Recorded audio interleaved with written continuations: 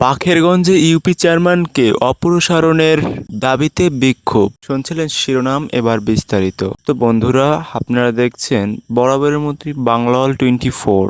আপনি যদি আমাদের চ্যানেলে নতুন দর্শক হয়ে থাকেন, অবশ্যই চ্যানেলটি সাবস্ক্রাইব করে রাখুন প্রতিনিয়ত ঘন্টার খবর পেতে চাইলে। বরিশালের বাকেরগঞ্জ উপজেলার ৯ নং কলসকাটি ইউনিয়নের চেয়ারম্যান ফয়সাল ওহিদ মুন্না তালুকদারের অপসারণের দাবিতে মানববন্ধন ও বিক্ষোভ সমাবেশ অনুষ্ঠিত হয়েছে। রোববার ১ সেপ্টেম্বর বেলা 11:30টায় কলসকাটি ইউনিয়ন পরিষদের সামনে ঘণ্টাব্যাপী এ কর্মসূচি পালন করেছে বৈষম্য বিরোধী ছাত্র আন্দোলনকারীরা। এ সময় আন্দোলনকারী শিক্ষার্থী রেজাউল হাওলাদার, হৃদয় হাওলাদার, শিক্ষক এসাহক হাওলাদার, ইমাম মোহাম্মদ শামীম আহমেদ, এমিলি বেগম, ডালিয়া বেগম, পুতলি বেগম, ইউপি সদস্য হাবিবুর রহমান, বদল, জাকির হোসেন খান, রেজিনা বেগম প্রমুখ বক্তব্য দেন। বক্তারা বলেন, কলসকাটি ইউপি চেয়ারম্যান মুন্না তালুকদার বিভিন্ন প্রকল্পের কাজ না করেই টাকা উত্তোলন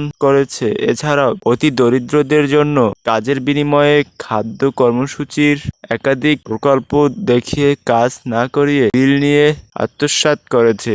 এমনকি তিনি বিধবা ভাতা, বয়স্ক ভাতা, জন্ম নিবন্ধন, ওয়ারিশ সনদ দেওয়ার নামেও অর্থ হাতিয়েছেন। বক্তারা আরও বলেন, দুর্নীতিবাজ ইউপি চেয়ারম্যান মুন্না তালুকদার ইউনিয়নের ৭০টি ইটভাটা ইউনিয়নের ৭,০০০ খানা ডিজিটাল হোল্ডিং ট্যাক্স বাবদ গত ৩ বছরে প্রায় ৭০ লাখ টাকা উত্তোলন করে পরিশোধে ব্যাংক অ্যাকাউন্টে জমা না দিয়ে আত্মসাৎ করেছেন তার কাছে ইউনিয়নবাসী এতদিন জিম্মি ছিল।